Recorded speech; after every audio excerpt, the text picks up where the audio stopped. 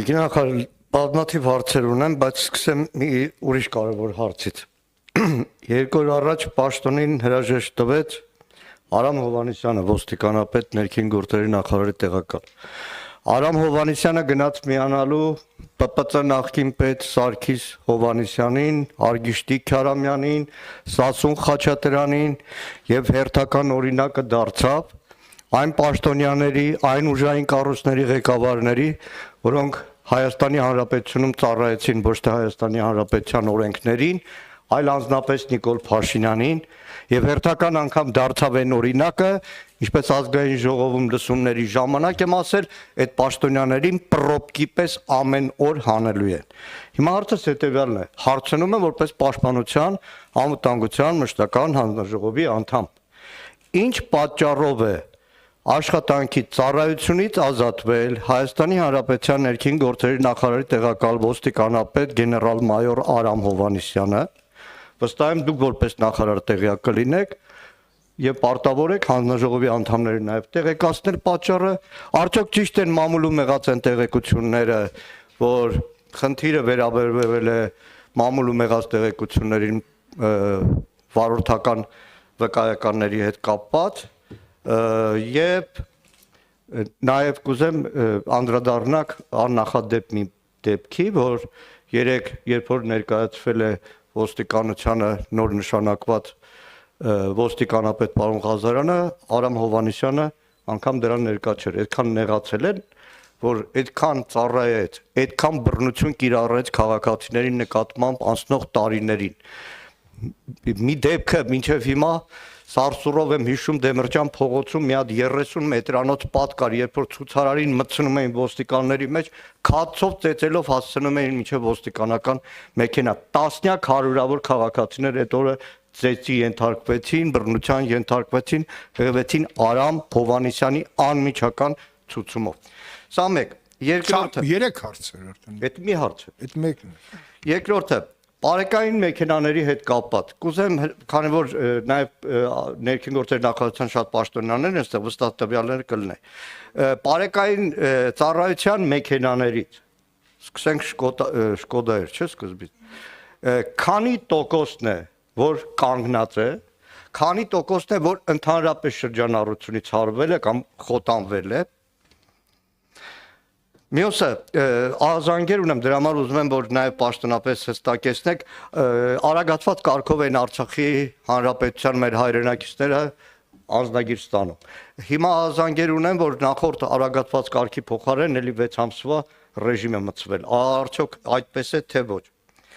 Գիտեք, մի հարցում ուզում եմ շնորհակալություն հայտնել փրկարար ծառայողներին, ոստիկանության են բոլոր ծառայողներին, որ անցնող մի ամիսը 24 ժամ ռեժիմով անհետացած փոքրիկի որոնման աշխատանքներն են։ Իրոք հատկապես փրկարար ծառայության աշխատողները ցանկացած գործում միշտ փայլում են։ Բայց նայեք, այս էլեկտրոմոբիլներ, Volvo-ներ, բան, այսքան թիթիզ ծախսերի մեջ, մի հատ ես ուզում եմ ձեզ օրինակ մատնանշվել։ Աստված մի արասե այլևս կրկնի։ Այսօր Երևանը ծայրի ծայր բազմահարկ շենքերով է լցված։ Կոնկրետ դեպք գիտեմ։ Չկա մեկ հրշեջ մեքենա, որ կարողանա օրինակ 16 հարգանի շենքի, չկա, դեպք 16 հարգանի շենքի վերին հարկացնի։ Այսքան այդ Volvo-ների ծախսերի մեջ լավ հնարավոր չէ ձեռք բերել մեկ հրշեջ մեքենա, վերջինը ամեն անգամ այդ հարցնում եմ, վերջը ներքին գործերի նախարարությունը ավտոբուսներ ձեռք բերեց կամ պետ գույքից փոխանցեցի, հաջան Էլի հարցեր կան։ Լավ, այսքանը։ Շնորհակալություն նախ պարոն Մանուկյան բազմաշերտ հարցերի համար, որովհետև նախարարության գրեթե բոլոր ոլորտներին անդրադարձակ որպես այդպիսին։ Անդրադառնամ առաջին հարցադրմանը։ Պարոն Մանուկյան, նախ թույլ տվեք չհամաձայնել այն դիտարկման հետ, որ Հայաստանի Հանրապետությունում կա որևէ պաշտոնատար անձ, որը ծառայում է անձին, այլ ոչ օրենքին եւ կոնկրետ պաշտոնից բխող լիազորությունից բխող գործողություններ է կատարում։ Սա առաջինը։ Եվ ոստիկանության պետը, որը նաև համատեղում է իմ տեղակալի պաշտոնը, այդ պաշտոնատար անձանցից մեկն է, որը որ կատարում է իր պաշտոնից բխող հստակ գործառույթներ։ Ցանկացած դեպքում, եթե պաշտոնատար անձը կատարում է որևէ խախտում կամ, չգիտեմ, կա առերևույթ որևէ խախտման հանգամանք, որը կարող է մտահոգության տեղիք տալ, դա պիտի քննարկվի իրավաչափ process-ի շրջանակներում, որը որ կարող է լինել վարչական վարույթը, կարող է լինել կարգապահական պատասխանատվության սխեման եւ կարող է լինել քրեական վարույթը առհասարակ։ Հիմա ինչ վերաբերում է պարոն Հովհաննիսյանին,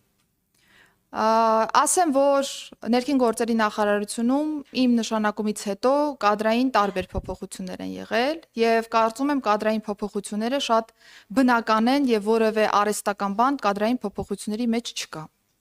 Եվ կադրային փոփոխությունները գալիս են ինչ որտեղ նաև օգնելու, որ մենք նոր հայացքով, նոր մոտեցմամբ նայենք այն հարցերին, որոնց որ տարիներ շարունակ կարող ենք մեկ այլ հայացքով նայել բնականորեն։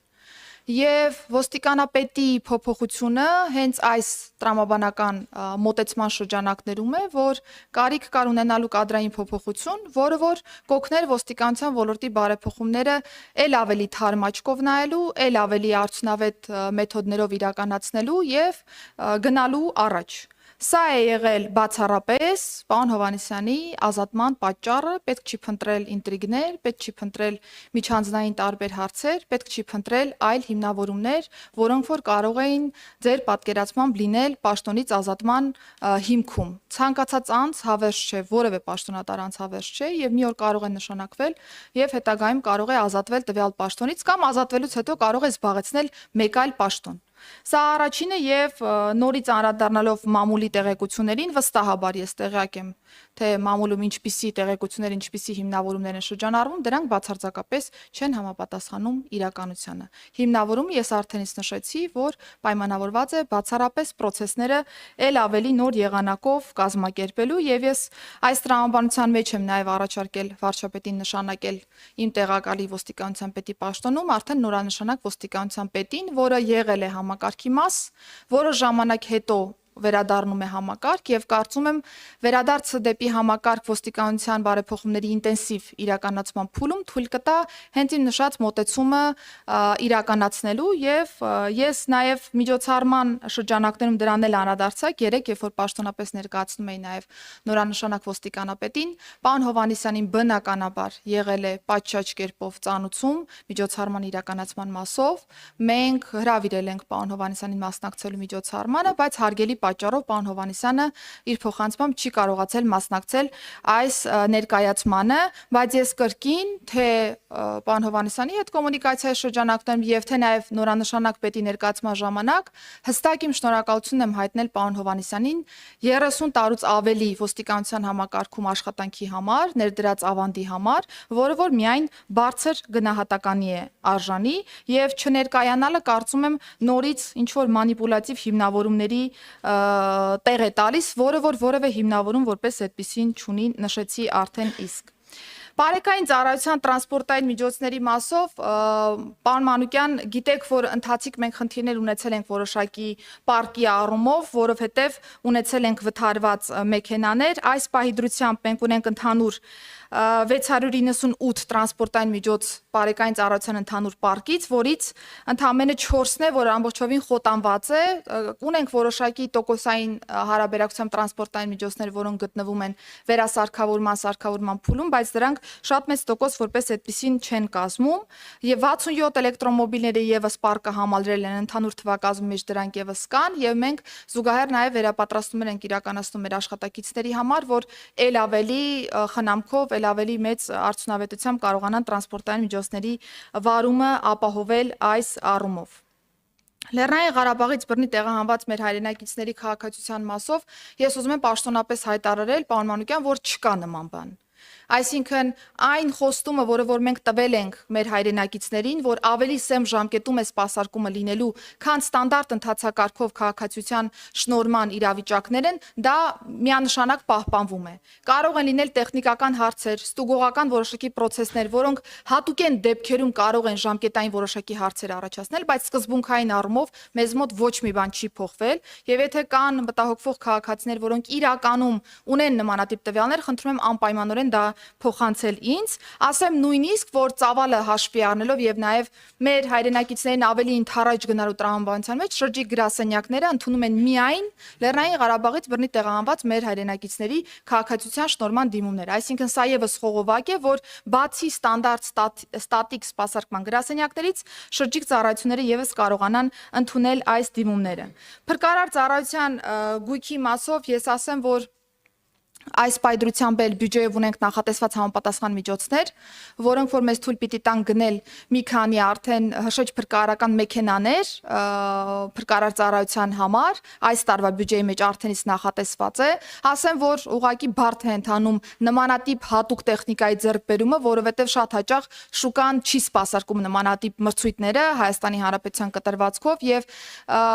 մի շարք արդեն օտարերկրյա մատակարարներ են, որ հետաքրքրված են այս մրցույթներում, բայց ունենում ենք ժամկետների խնդիրներ, ունենում ենք նաև որոշակի պրոցեսների խնդիրներ, բայց եւս մի անգամ հայտարարել ենք մրցույթը, որպեսզի կարողանանք առաջիկայում նոր գույք ձեռք բերել։ Հաջորդ տարվա պետական բյուջեի շրջանակներում եւս հայտ ներկայացնելու ենք նոր հրշեջ փրկարարական գույքի ձևավորման եւ նաև ունենք Եվրոպական միության գործընկերներից նախնական համաձայնություն, որ այս տարի կմեկնարկենք գնման գործընթաց 10 հրշեջ փրկարարական մեքենաների նաև իրենց օժանդակությամբ։ Նախար կոնկրետ մեքենայի մասին էր հարցնում, ինչքան հասկացա։ Դե գույքի մասով էր հարցում պարոն Մանուկյան։ Կոնկրետ։ Մեր նոր ձեռք բերելիք հրշեջ փրկարարական գույքը պիտի կարողանա հենց ձեր ասած մտահոգությունն արդեն փարատի պարոն Մանուկյան, բայց ասեմ, որ երբ որ մենք նաև տարբեր հրշեջ փրկարարական մեքենաների տեխնիկական առաջադրանքներ ենք նայում, չկա ինչ որ անծայրածիր սանդուղքներով կամ հնարավորություններ հրշեջ փրկարարական մեքենաներ։ Կա ավելի շատ քաղաքաշինական նաև ստանդարտի փոփոխման մոտեցում, երբ որ շենքերը այնպես են կառուցվում, որ միջհարկային տրամաբանության մեջ ունենում ենք զոնաներ, որոնք որ թույլ են տալիս փրկարարական աշխատանքն ավելի ճիշտ կազմակերպել եւ այսպես շարունակամ հարկերի սահմանափակման հետ կապված որոշակի մոտեցումներ կան եւ այսպես շարունակ, այսինքն մենք երկու ուղղությամբ էլ դիտարկում ենք գնենք արդիական թարմ հրշեջ փրկարարական մեքենաներ, որոնք ավելի արդյունավետ կկարողանան սպասարկել մեր ծառայողների եւ մյուս կողմից նաեւ քաղաքաշինական ստանդարտները որոշակի առումներով պիտի փոփոխվեն, որովհետեւ բազմաթիվ են նաեւ հանրապետությունում այնպիսի շենքերը, որտեղ որ մուտք ուղակի փրկարար ծառայության մեքենան չի կարողանում գործել, ուր մնաց թե իրականացնի իր արժեվ դրված խնդիրը ողջ ծավալով։ Իսկ ինչ վերաբերում է ավտոբուսային պարկին, ես ասեմ, որ նոր գնում ավտոբուսների մասով չենք իրականացրել, պարոն Մանուկյան, ունենք պետական գույքի կառավարման կոմիտեի հետ որոշակի քննարկումներ եւ ըստ այդմ պետգույքում արկա որոշակի թարմ ավտոբուսային պարկի մասեր կհատկացվեն ներքին գործերի նախարարությանը, որովհետեւ մենք կարողանանք մեր ծառայությունն իրականացնենք, այս պայդրությամբ դրա թիվը կլինի 12-ը։ Դի նախարար ռազմավարության քննարկման ժամանակ, եթե հիշում եք, ես առաջարկեցի, որպեսզի արտակարգ իրավիճակների մեր համակարգը ունենան նաև ուղղաթիռներ եւ ինչու՞ չէ նաև մի փոքր սուզանավ։ Դա ընդունված է, նման ծառայությունները որ ունենան, վերջը Սևանի ազգային պարկ ունեն եւ ուղղաթիռները խիստ անհրաժեշտ են լինելու քաղաքի հետ ծանրաբեռնության շրջանակում, դա իրականություն դարձնել առավելիսի որ պաշտպանության նախարարությունը փոխած ուղղաթիռների չօգտագործվող պարկ ունի։ Դուք ինչ եք կարծում, սա չարժի իրականություն դարձնել։ Ես շարունակությունը պարոն Մանուկյանի ասած։ Պարոն Քոսյան, միանշանակ այն նյութատեխնիկական բազան, որը որ պիտի ունենա փրկարար ծառայությունը, պիտի ունենա, սկսենք հրշեջ փրկարարական մեքենաների գույքի թարմացումից, հետո կհասնենք դեպի ուղղաթիռները։ Բնակարությունը, այսինքն նախկինում Ճապոնիան մեզ լավ օգնում էր, հիմա ինչքան հասկացա, ոնց որ դանդաղել է։ Չեղավ, պարոն Մանուկյան, սու 30 մեզ դեռ պետք է լինելու։ Ագնեսա Խամոյան, խնդրեմ։ Շնորհակալ եմ, Տիկին Սարգսյան,